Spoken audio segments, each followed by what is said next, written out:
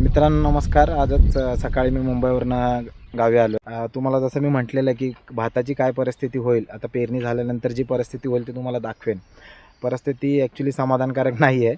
कारण एक 3 आठवडे झाले की आम्ही पेरलेलं. आता 3 आठवड्यापासून फक्त एकदा काय दोनदा पाऊस पडला आहे थोडा थोडा. आणि भात हे असं पीक आहे की त्याला खूप पाणी लागतं. ॲक्च्युली तसं बघायला गेलं तर उगवण ही 70% उगवलं नाही आहे भात. 70 ते 80% भात उगवलं नाही आहे. असंच ॲक्च्युली सगळीकडे परिस्थिती हीच आहे. कारण पाऊस नाही. आता पण तुम्ही बघताय की केवढ्या रखरखत्या उन्हात हे आहे, आता ऊन आहे. आणि हा आज जूनचा मला वाटतं 11 काय 12 तारीख आहे, 12 तारीख आहे. आत्ता ही अशी परिस्थिती आहे. तर यावर्षी पावसाची परिस्थिती थोडी नाजूकच आहे.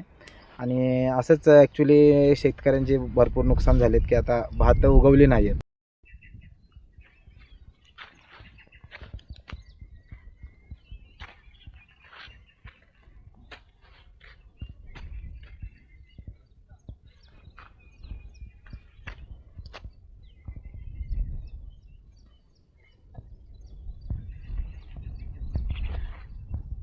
याच्यामध्ये नक्की आता काय काय आम्ही बदल करायचे किंवा काय करू ते तुम्हाला दाखवेनच. परंतु शेतीचा नफा तोटा हा सुद्धा एक भाग आहे, त्याच्यावर पण आपण एका व्हिडिओमध्ये बोलूयाच. परंतु आता जी परिस्थिती मी भाताची दाखवली त्याप्रमाणे इथून पुढे याच्यामध्ये काय काय करायचं ते दाखवीन. हे बघा, एका ठिकाणी हा कसे चांगला झुपका आला आहे बघा. परंतु इकडे असं बघाल हे असं काहीच उगवलं नाही आहे. एक बघितलं तर काही नाही आहे. इथे थोडंफार आहे. असं नाही आहे की याच्यामध्ये दाणे नाही आहेत, दाणे आहेत. आता हे बघितलं नक्की खाली काढून तर इथे दाणे आहेत. जमीन घट्ट झाली आहे बघा. इथे बारीक बारीक कोंब येतात, त्याचा अर्थ ते वेळावेळाने येतात. हे बघा दिसतात. मुद्दा सांगायचा असा की भाताच्या पिकामध्ये ॲक्च्युली आता आम्हाला दुसरं काय आयडिया काहीतरी करावी लागणार आहे. कारण इतकं पीक तर आपण पाडू शकत नाही. आम्ही आता रोपा करायचा विचार चालू केला आहे. परंतु सगळीकडे हीच परिस्थिती आहे. असंच शेतकऱ्याला ॲक्च्युली नुकसानं घ्यावी लागतात.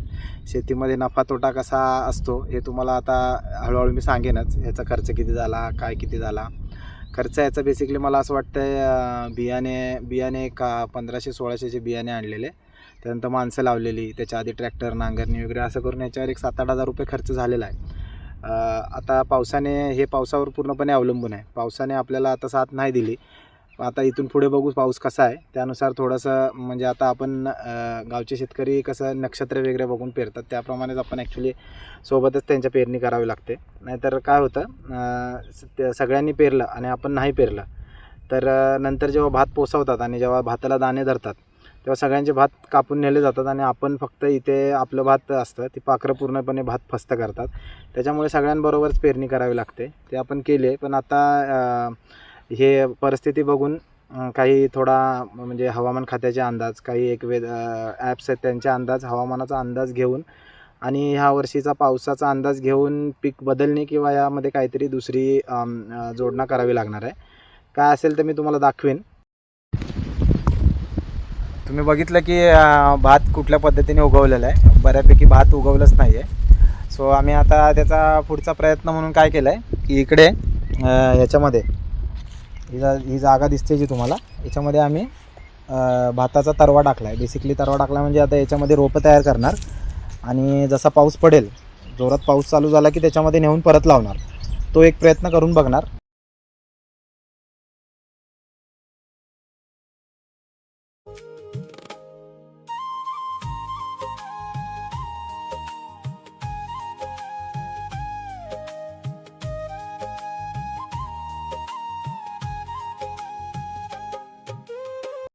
हां, तर शेतकऱ्याला ॲक्च्युली निसर्ग कशी साथ देतो किंवा त्याच्या विरोधात जातो, ॲक्च्युली विरोधात म्हणू शकत नाही आपण.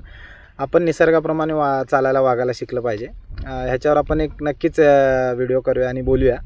आणि तुम्हाला याची परिस्थिती आता दिसली असेल भाताची. तुमचं काय मत आहे, तुम्हाला काय वाटतं याच्याबद्दल सांगा. आणि आपला नेहमीचा प्रश्न आहे जो आहे की तुम्हाला गावची आठवण येते का, आणि हे बघून तुम्ही काही मिस केलं का, तुम्ही कधी कामं केली असतील तसं इथे बघून तुम्हाला आठवण झाली का, मला नक्की सांगा आणि आपल्याला कनेक्ट व्हा.